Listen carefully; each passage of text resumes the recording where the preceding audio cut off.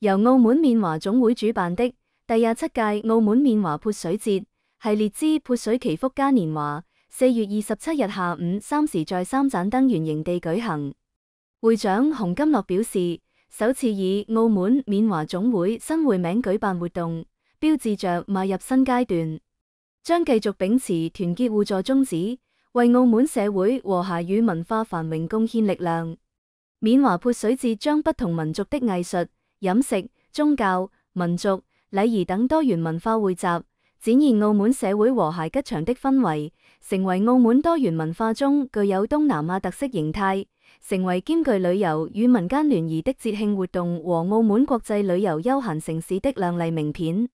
期望通過舉辦潑水節活動，弘揚澳門關愛文化，促進中緬民族交流，為澳門旅遊經濟注入活力。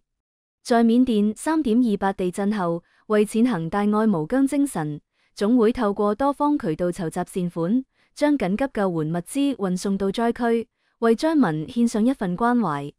緬甸駐香港總領事漢溫內表示，緬甸潑水節已列入聯合國教科文組織人類非物質文化遺產之一。潑水節的精神就是復興、關懷和團結。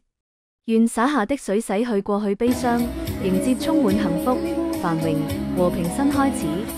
潑水節特邀緬甸著名歌手到場表演，安排民族特色舞蹈表演及緬甸民族服飾少男少女展開潑水慶祝活